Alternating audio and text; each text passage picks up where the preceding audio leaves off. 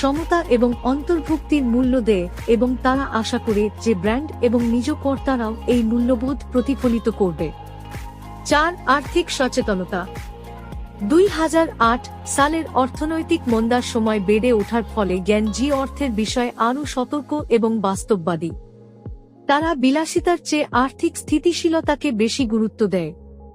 5. শিক্ষা এবং শেখার প্রতি আগ্রহ।